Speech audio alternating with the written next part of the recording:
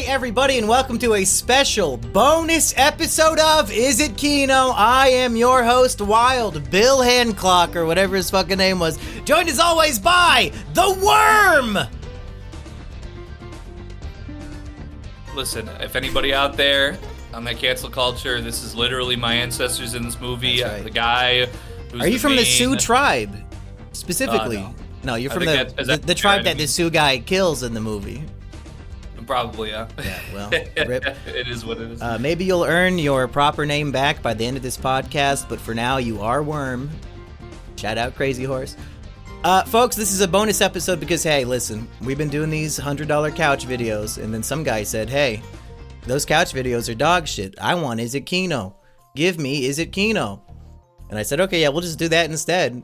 We can literally directly rip off low-res word for word and start doing bonus movie review podcasts for the exact same price. So, hey, Dream Machine or whoever is giving low-res all that money, I know you listen to this too, motherfucker. Pay up. We'll do the exact same thing over here, but better, because we're not Hans, okay? We got way more hair than the two of them. I'm just saying. If people tune into the podcast for the hair of the podcaster. I have a matured hairline, you know, it is what it is. At least it's there. Eggy was mature at the age of 12, and he has remained as such for nearly 2 decades, I think. I've stayed exactly the same, that's right. And he wanted us to discuss a film from the 70s, Eggy, called The White Buffalo. 1977, that's right. Starring Charles Bronson, who I'm familiar with the name not because I've ever seen anything that this wild action star man has been in until now, but because I saw the Tom Hardy movie about a dangerous prisoner who was inspired by Bronson and then stole his name, and then he just calls himself Bronson. I've seen that movie like 5 times. It's a great movie. And now that I've seen the real Bronson, my impression is that, you know, the meme of Chuck Norris? I mean, it's a rhetorical question. Of course you do. I feel like this guy is like the real deal. I feel like this is like the real Chuck Norris. This dude's cool.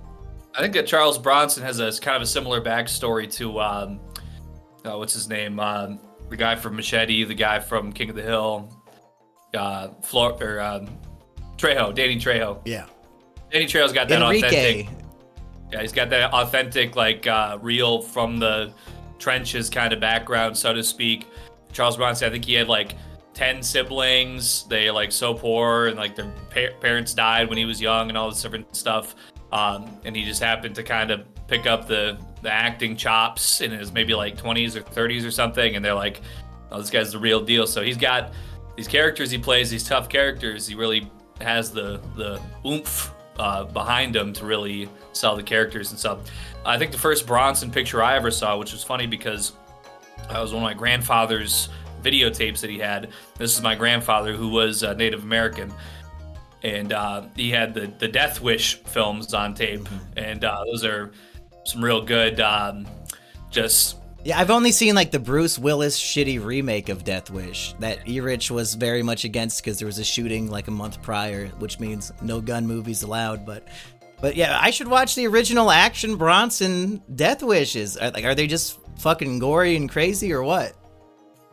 It's just like, you know, badass, like how you said, like Chuck Norris. Chuck Norris, when he goes, what the hell do they even like? Doesn't matter. Chuck Norris is a pussy. He's a phony. Like Action Bronson, and I believe that is his epitaph, if I'm not mistaken. That he is the real, genuine article, whatever the fuck.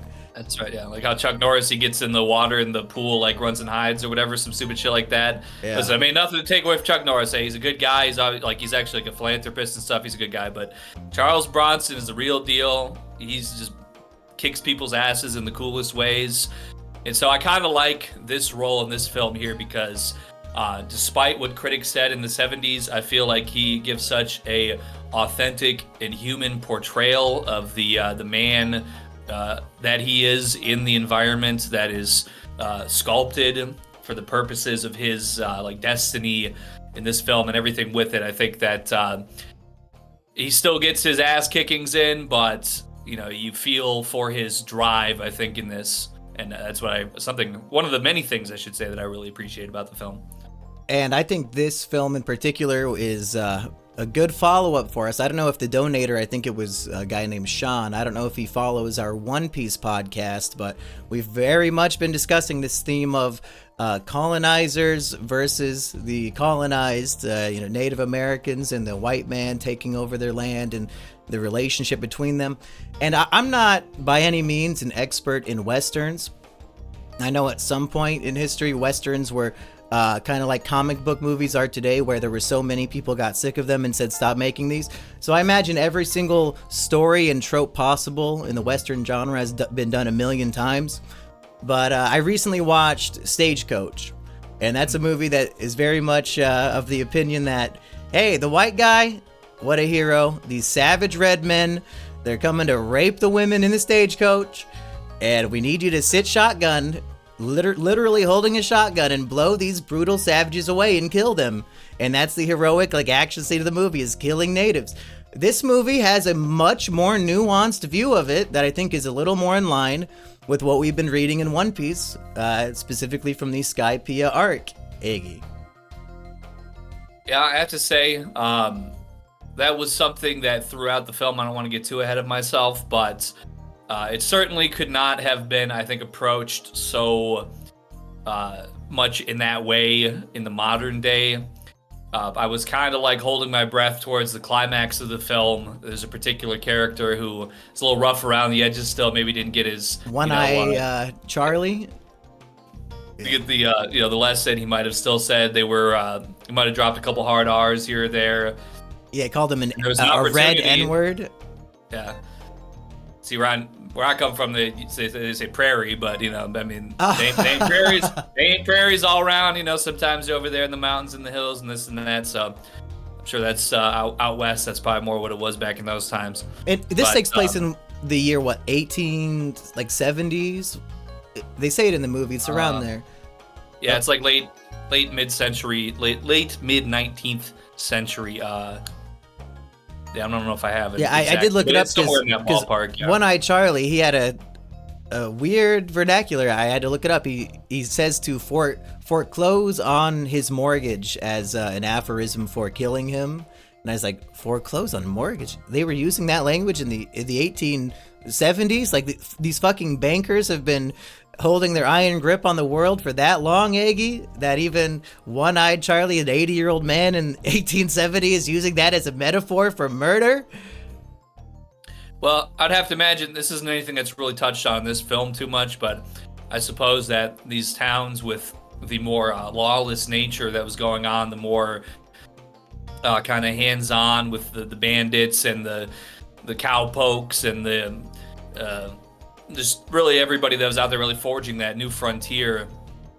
I'm sure that just as much as there were people ready to rob trains and all this stuff, I'm sure there were also bankers and lenders and everything that were ready to take advantage of unfortunate persons also, just get something in writing and, oh, wait, I can't pay it now because we went to go get the gold in them there hills. There wasn't any gold. And the lender just puts a gun in your face and says, well, we're going to have to figure something out now. And crooked, but real. It's raw. I was going to say, to kind of finish my last point, there's a point towards the end of the film where, One-Eyed Charlie, he could, get his what's coming to him. There's a proud crazy horse. He's got himself back up on his feet. He's got his honor back, and he could have definitely just scalped One-Eyed Charlie and left him right out in the cold to get ran over by a bunch of snow. But he didn't do that. It was nuanced enough that, hey, sometimes people just aren't going to get along, and an old man stuck in his ways, they're just going to go our separate ways. But getting a little ahead of myself, but I thought I'd touch on that and finish that thought. Yeah, let's dive into the deep, rich theme of the film as symbolized by the white buffalo, which it's the goal of these two opposing characters. Our hero, white man, who has changed his name because he's a wanted outlaw named Wild Bill, and the son of an Indian, a Native American Sioux chief, whose family and tribe gets rampaged by this white buffalo, which it's like a supernatural white creature that is said to not exist. We keep hearing that they're all extinct at this point, but no, one remains. And while it's terrorizing these Indians literally and physically, the white man is being haunted by it in his dreams, and he has some sort of psychic connection to this creature, and he knows it exists, and he knows where he can find it to kill it. And he keeps waking up from nightmares, shooting both of his pistols and haphazardly almost killing people, and that's why he needs to take care of this horrible nightmare so that it doesn't affect his life anymore. Now, Eggy, do you have any particular guess of what this rampaging giant white beast that attacks Indians and makes a white man feel guilty, what might this symbolize in this great film, Eggy? Well, it's funny because as I had watched the film, I kind of went and was seeing what people had thought of it before I, went and provided my own Letterboxd review at the time. But that it had been described as a westernized Moby Dick, like that the white buffalo was like the white whale. But there's an obvious racial suggestion that could be made here. But I really took it in the way of that this is just an example of the fact that there's still this power, this terror in nature that we feel like, we've overcome. We feel like us as humans have really gotten rid of. We have the better technology and the better tactics, and we are the predator, they are the prey. But anybody who's been on the wrong side of walking up to a bear in the woods and was unprepared and not knowledgeable or anything like that, we can see that there's still terror, especially in the time period in which this is set, where as much as we have advanced and we've been able to conquer these places, it's still on the viewpoint of Charles Bronson's character, Wild Bill Hickok. This is completely unknown territory to them. They think that they've completely fleshed out any of these forces of nature that could subdue them, but that's just simply not the case. And then with the Indians, it's just sort of an omen. And I think the omen, we could say, could herald something of a racial component, with the colonization. I'm not even going to say necessarily race in particular. It's more the idea of European expansion and taking over the entire North American continent. And much like this great white buffalo, this unstoppable beast, it's just rampaging through the Indian teepees and slaughtering the people, which is exactly what happened. And I think that the metaphor of Charles Bronson has it in his dreams. It's like he's the only one capable of feeling this white guilt and looking around and seeing how the world, or this country that he's in, how it was very recently formed and on whose graves it is. Now, Eggy, here's why I think this is correct. Hear it this way. It's the white beast for the longest time. We got this scene in the cave before the final fight. And Charles Bronson, he's teaching this Sioux Indian guy a thing or two. And he says to him, "The Great Spirit did not give you these hills. You took the land by force from other Indians, and now the white man makes war on you. What's the difference?" And the idea, taking back from One Piece and Skypiea, the lesson is, no man should own any of the earth. It should be for everybody. That's just pie in the sky thinking, of course. All of the wars of humanity have been for property and material since the caveman days, so it's never going to change. But then when they fight the buffalo, Eggy, Indian guy, he's on his back, stabbing the shit out of it, and is covered in blood. Now it's not the white buffalo, it's white and red, because the blood is on both of them, the Sioux and the white man. I thought it was brilliant. I do have to agree that that whole exchange, it's Wild Bill, Crazy Horse, and One-Eyed Charlie all just making camp over this bonfire in that cave. And when he was like, Charles Bronson's talking that talk, he's like, it's just, we have we have more numbers. You guys were over here doing your thing. We kind of came up on the side and we just started, rolling over everything. And we're this unified force with this greater technology and this just this greater manpower. And we're able to come in and just take everything, if we so choose. Yeah, I don't know if I've ever heard that in any film before, because I mean that's pretty damn accurate as far as I'm concerned. Yeah. So I'm like, yeah. It's like nuanced and honest.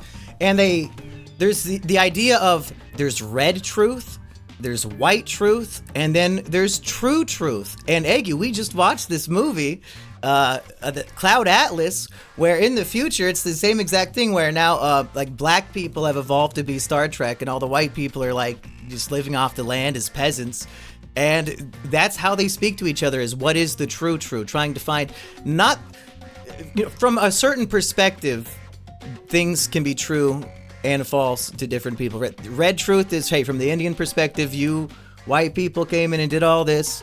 White perspective, hey, God wants us to have this land, and you're in the way and you're fighting us. And then the true is just reality that neither side perhaps wants to accept. Yeah, that it's just real grit, real raw strength and ability, and that it's not as much as manifest destiny and excuse me, savage. You're over here uncivilized all over my all over my land that I'm about to take. Yeah, there's a whole history there also. Yeah, that's just, you can dismiss it, and it's more sort of palatable to just kind of dismiss it and be like, all right, I'm paving over this land, so adios amigos. But yeah, there's that red truth is up in there, and that's something you can't really take away from either side, is that they've like One-Eyed Charlie, for instance, and he's not budging on, even with Crazy Horse being there with him and Wild Bill in sort of the final act of this film, where they're so focused and dialed in on coming together to get this white buffalo by any means necessary, or whichever man is happening to land that killing blow can take credit for it. His opinion is not particularly swayed. He kind of softens a little bit when some kind gestures are made towards him, but he's been out here, he's went through a lot. I'm sure he's seen a lot of he's had his white truth of seeing the tribes probably ambush and kill many people that he knew. It was defense in their eyes, but in his eyes it was a certain way, and he's not, no pun intended with what's in his eyes, glass marble perhaps, but yeah, he's not gonna just be all sunshine and roses and happy rainbows about, oh yeah, I guess we all can get along. He's lived his life, and that's not gonna take back everything that has been his truth that he's lived through, that he's had to contend with up until that point. And I thought it was a very brutal ending where Wild Bill and the newly dubbed, he's back to his name of Crazy Horse, Wild Bill refusing to let old man Crazy One-Eyed Charlie shoot the Indian. It ruins their friendship, and the Indian says, hey, you lost one friend, but now you've got a new one in me. And it's like, this new bond of these men who have saved each other's lives now, and they went on this great adventure, and they had the same goal, and they accomplished it. And now, despite their differences of race and culture and background and warring factions, these two men have a connection. And I thought that was beautiful. It was Noland and Colgara all over again. But then it was a bit of a reversal at the end, where they ultimately have the same fate as the One Piece characters, where they never meet again, and we actually see they were both killed like 2 years later. And these were real life people, but I guess there's no historical record of them meeting, so like the movie's made up, but they're real people. But suddenly, the very last scene, the Indian guy switches it up and says, actually, we should never meet again. I know I just said that we're friends, but if I see you again, I'm going to kill you, because you're just another white man and I'm another red man. And it's just like this message of maybe there is no hope for friendship in the future, even though we obviously know, well, I mean, I don't know, is there friendship in the present, Iggy, with the Indians? I mean, are they happy with their casinos?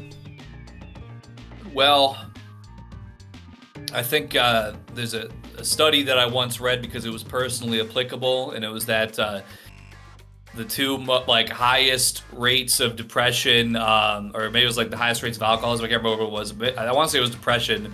Like the number one highest depressed group in the entire country is Native American men, and then like secondary was white men. So like, damn, I'm getting it from both sides. How many centuries has it been since the white man stole from the red man? Because I'm wondering, like, is there going to be 800 years of white tyranny before perhaps some monkey D. Luffy-esque Native American rises up to fight back, and one day in the future, maybe the Native American will own the North American continent again? Could it be possible for them to overcome the United States government and army, Aggie? The ultimate revolution and revenge? Are you familiar with the Black Hebrew Israelites? Yeah, only from what you've told me about them. The only person who it ever comes up in conversation with is Aggie Eggman Rodriguez. I just want to say, in their literature, the North American Indian is considered like one of the lost tribes of Israel who will come to like rule again after, I think it's supposed to be like 400 years, but it might be a little bit of time yet, because I think like the Louisiana Purchase and some of this stuff was maybe like 200 years ago at most. I mean, like, I don't think the Indians are going to want to be Israeli. I don't know if they're going to pray to Yahweh. They got their Indian gods of the woods and bark and shit. Well, I could say, at least from my own personal experience with my own knowledge of the tribe that my family's from, they've made quite the concerted effort, definitely like in the last like 20 or 30 years to, before all the elders got too old and started dying, like they were able to start cataloging some of their knowledge of the old country and their old history. Like my great-grandfather, he was born, he passed before I was born, but he was born in 1905, as I recall. And he was at a young age taken from like his tribal land and had his head shaved, and he was put into boarding school and things like that, which you might have heard about in your own schooling at some points. So, I mean, that's, horrific and horrible. It's like brainwashing a culture to not exist anymore. It's true. So it's not so far removed. It's not like, when we talk about slavery or something, we're talking like a 400-year time period from, when it was first, like the landing of the Mayflower or whatever in the 1620s. At the end of the day, silver lining, hey, it worked out for their descendants, huh? They get to live in America and get all this free shit. Better than being born in Africa. Let's be honest. Native Americans, kind of the opposite. They would have been better off if we did not interfere. Just saying. Well, I'll say this much too, because monkey defends slavery. Well, historically, for some people, it just makes sense. Hey, listen, we're all working at Walmart now anyway, so I mean, it's we're all slaves. We all kind of ended up in the same spot. In the past, like, because this was like the cultural studies class I took in college to get credit for, because my grandfather helped pay for my college education, and when it came down to like what like irrelevant political studies class I had to take, he's like, well, that's going to be the best one, so I'll pay for you to take that one. I was like, okay. So I've done this defense before. Listen, I'm sure like the brewing the bark tea for medicine and stuff for 1,000 years was real good, but I do like roads, and I like driving a car, and I like being able to go into a. You talking about the Native Americans? You don't think they ever would have developed that shit on their own? All I'm saying is that Whitey got it first. Listen, sometimes it's like that. There's a lot of people out there that try to break speedrun game records, and somebody gets it before everybody else. It is what it is. Think about it this way, though, Aggie. Is that not the cause of depression? Isn't the number one cause of depression fucking social media? Isn't that what the Industrial Revolution and technology leads to? Is we are removed from monkey, or however you want to pronounce it. We're losing our nature and becoming these robotic, cyborg beings that are depressed and committing suicide. And that's why the Native American men are so depressed, is because they're the most spiritual, they're the most in line with nature, and we're forcing them to be these computer freaks that we are. Wouldn't it be better if we never evolved that far and just lived as the natives, even in the modern day? Well, as the years have gone by, I do find that more agreeable, yeah. Like when I was in college, like 13, 14 years ago or whatever, I was like, because social media wasn't really out there like that yet, so I was very much in defense of a lot of things that I felt were beneficial from this. But yeah, as where we are in 2025, I've been on that less screens, more screams ideology, and you don't get more screams than like, I don't know if you've ever even seen footage of like a powwow. In the movie, that Scorsese movie that Leo was in that just came out, what was that called? Under the Killers of the Flower Moon. Oh yeah. Yeah, they probably had a powwow in there. So if you're familiar with that, it's the regalia and things are very noisy, like a lot of beads and things that are used in the construction of these outfits. So and then the men, they gather around at their drum circle, and the average chant is so loud, I don't think Discord can even pick it up. But it's Let's try it. Crazy Horse in the movie. He makes some calls from time to time, and he's just like, oh yeah, it's cutting you out completely. Yep. Is that the guy who has a mountain carved in his honor, Crazy Horse? Because I might have seen that when I went to South Dakota. Is that where that would be? I believe he does have a monument or a memorial of some kind. I'm somewhere sure. Near Mount Rushmore, maybe. I might be wrong though. Yeah, I think you're in the correct area. Okay.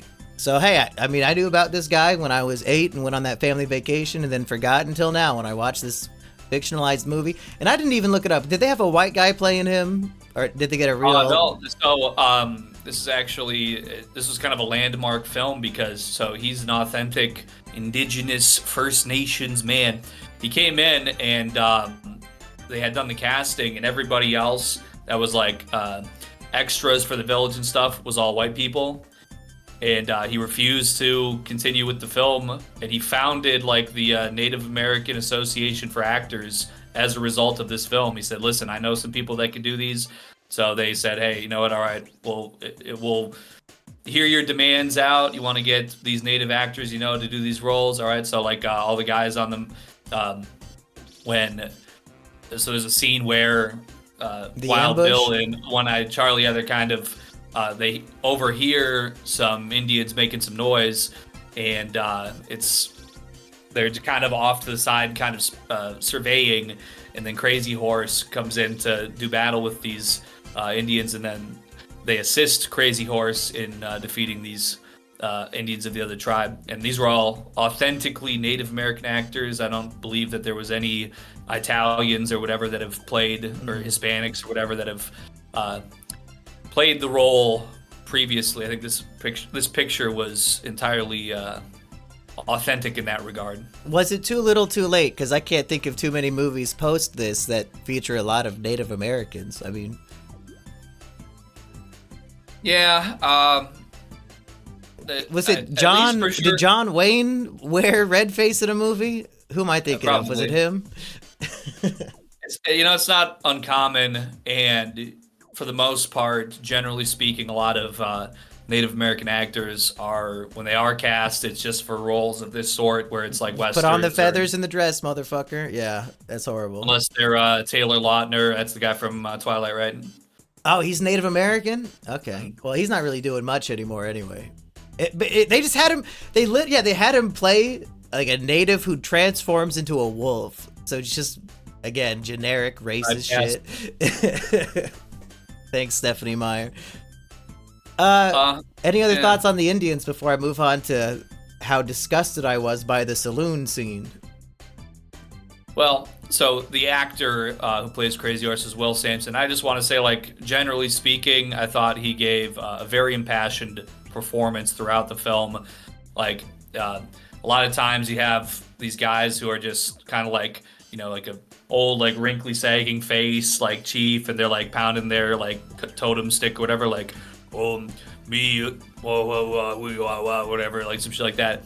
This guy, I guess they called him Crazy Horse for a reason, but he really, I feel like, had a lot of energy and a lot of authentic, like, savagery. I mean, just to be honest, it's not like my cousins and stuff, back even in the early 2010s, like, savage became like sort of like the N-word between natives, like, yo, what's up, my savage? How you doing, my savage? So that's just a thing. I don't know. That was when I was younger, so maybe they're not doing that in 2020. I think like in 2012 that became a compliment, right? Like I remember that was in the culture that everybody would call themselves and each other that.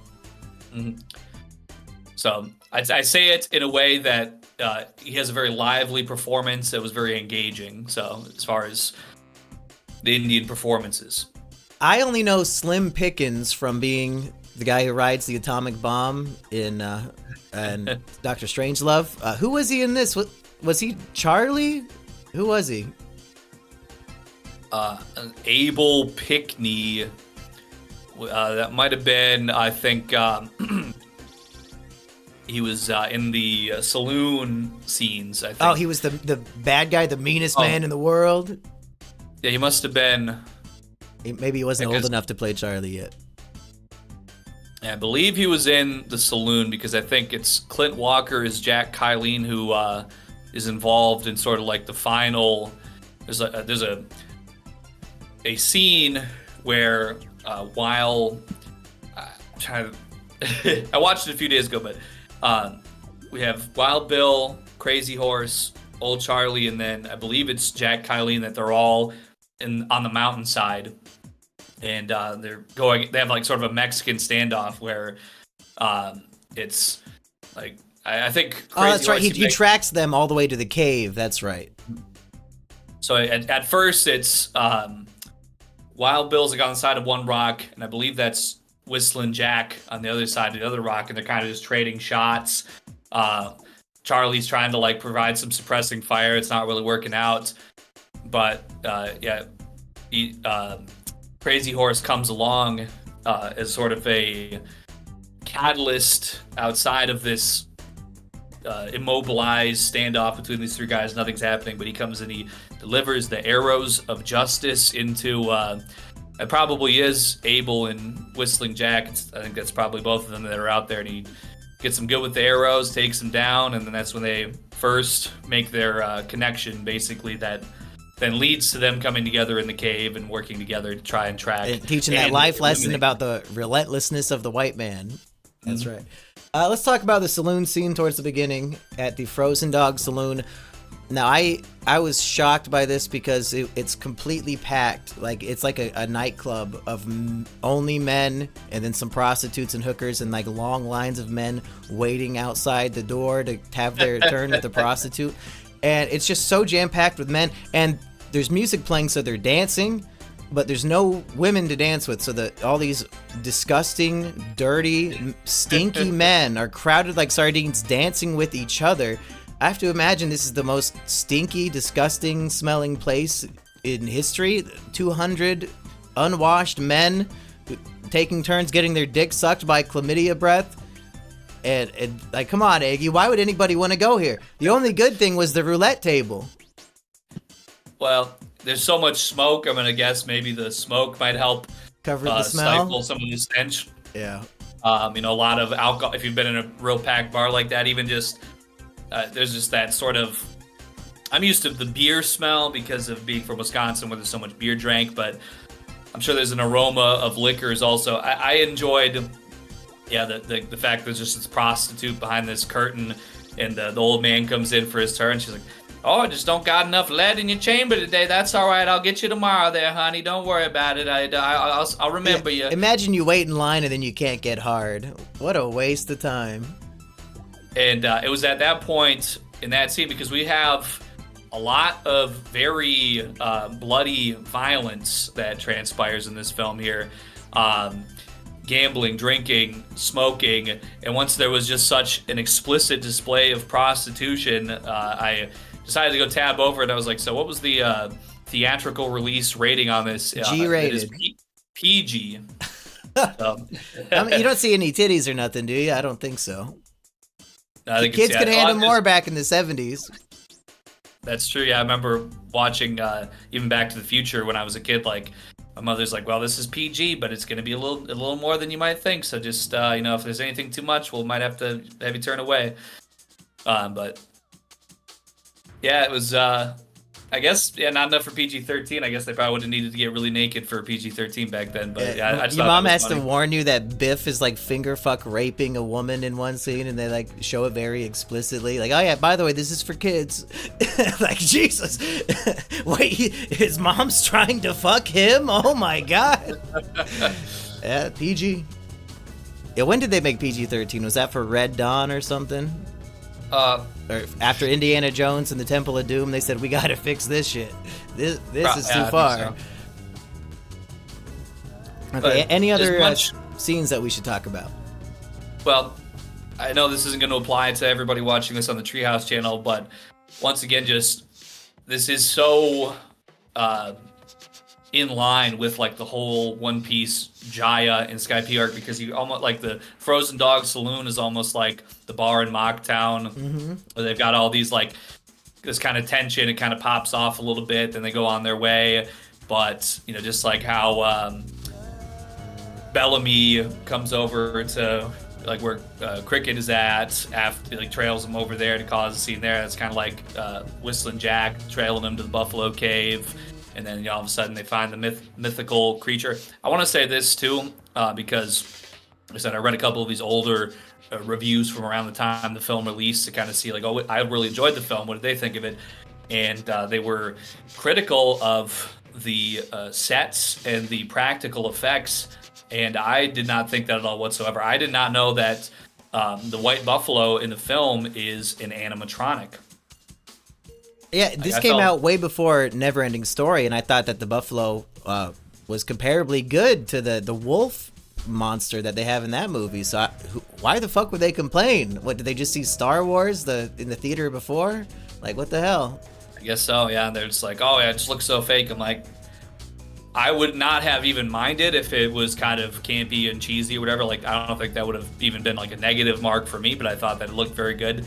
And throughout the film, you know, when we have Wild Bill's nightmare sequences where he's sort of imagining himself in this final showdown with the buffalo, it's a set, obviously, compared to the location shooting they were doing, I think, like in Colorado, where they have like the big mountain backgrounds and everything.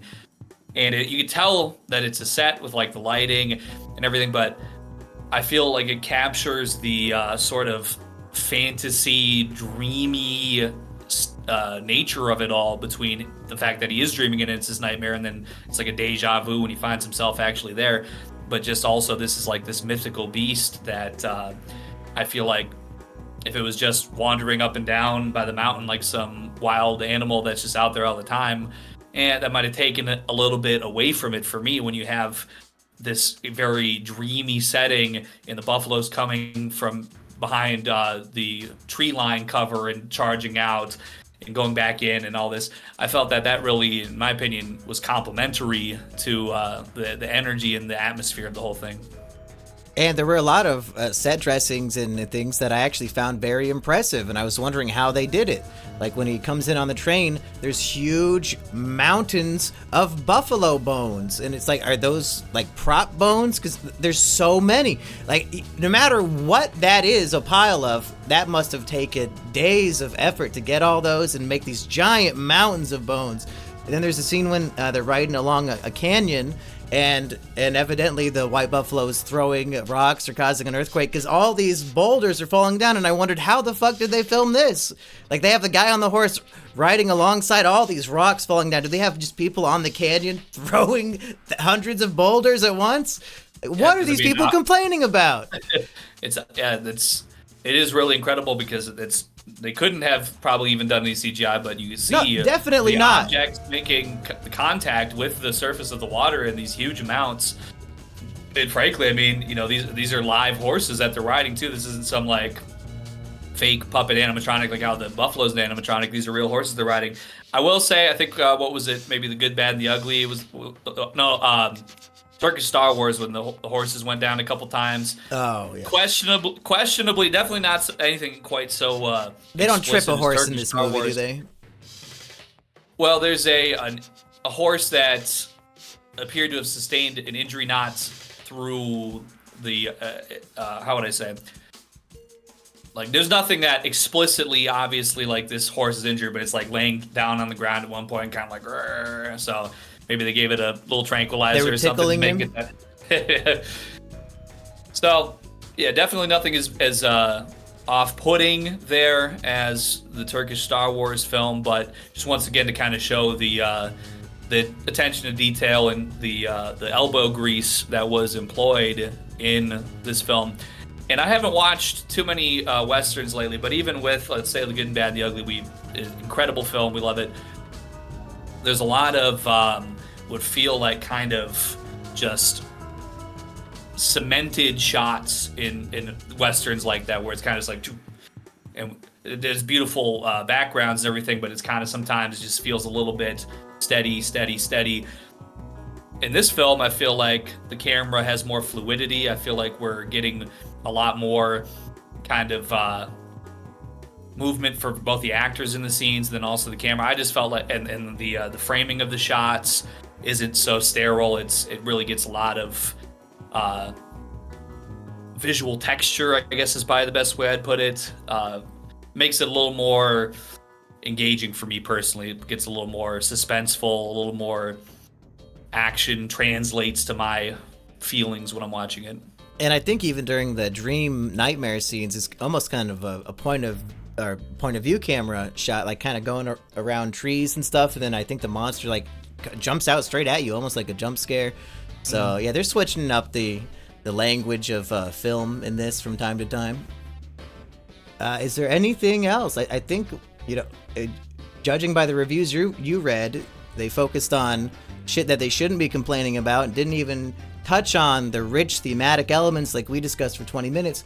Is this the greatest review of this film in history, Aggie? Did anybody else? Because you were saying it was just people shitting on this relentlessly back when it came out?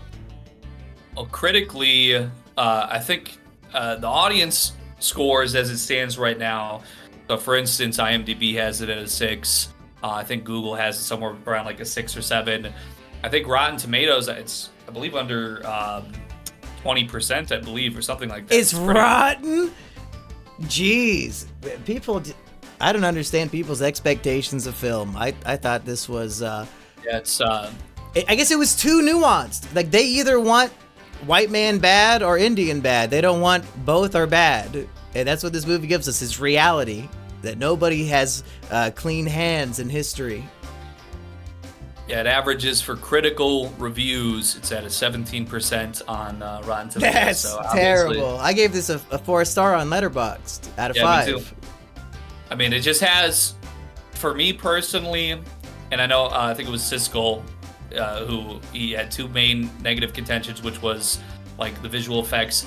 And he's like, "Oh, we don't get enough of an idea. Why would Wild Bill want to go after this buffalo? Like, what's the idea? What's his Because he wakes up shooting 2 guns every night, motherfucker. It's haunting his dreams."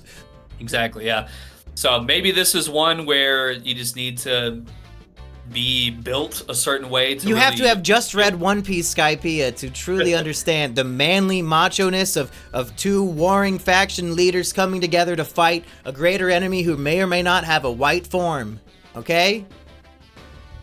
So that's what I'm saying. Like, it just feels good to watch. It looks good. It sounds good. The message is good. Like, it hits on every level as far as I'm concerned. Is it the greatest one-in-a-generation masterpiece that needs to be on every list? I'll say no, but I mean, just an objectively good film by every metric that I could really care to measure it by as far as I'm concerned.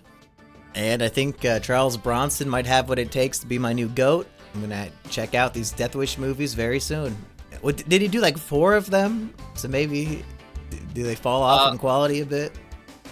I think I've seen 1, 2, and 3, so if there's any more than that, I'm not sure. And I think critically, now I haven't watched these for probably 20 years, so I might be a little rusty on that. I'd probably go for a rewatch Just myself. a little rusty. I think critically it was sort of a best, less so and less so, I think, on the critics' ratings between 1, 2, and 3. That would make also, sense. I came back across that the horse scene that I was thinking of. So there's like the snowstorm going on inside. The horse is making some strange movements. It's kind of on the ground, like doing like this. So I don't know. Not, like I said, nothing explicit. It is implied that something happened to the horse out there. We don't see the horse being treated poorly. He might be a good actor. Exactly. I'll be willing to accept that if no other nobody ever published anything against it. I'll just I'll believe that. Yeah. Anything else we want to say from this movie? We already gave it its 4 out of 5 ranking. Perhaps an underrated Western in the genre, even though I've only seen maybe 4 Westerns that were made by somebody who isn't named Quentin Tarantino. Yeah, who makes modern day Westerns still? Tarantino. There was the Lone Ranger, but that probably doesn't count. I wish people did, but I think, yeah, the heyday was definitely the 50s, 60s, and 70s. era, and maybe a term that comes to mind for me is like hokey. Maybe if some of these with like the very static camera and like the musical composition sort of driving like this, like it's almost artificial excitement or suspense for some of these stories. Like, oh, what do you mean now? You seen a red man with a bow and arrow? And then it's just like, stock footage of some horses off in the distance, and then back to like this very like close-up shot. Well, I might have to, like. Well, it sounds like it's like the comic book movies of the modern day. Like there's so much kino in there, but then people just wanted to start copying the kino, and they made it lazy, and then the whole genre went to shit because it was nothing but copies of the good stuff. It's happening right now. What will be the next genre to rise and fall for the future generations, Eggy? Because we got unlucky. We could have lived through the Western Age. We lived through this one. Well, I think the Reddit, I guess this kind of goes with like comic book movies, but like the Reddit fourth wall breaking, like I Am So Smart comedy. Everything, everywhere, all at once. Like that kind of shit is going to rise and fall probably in the next 30 years.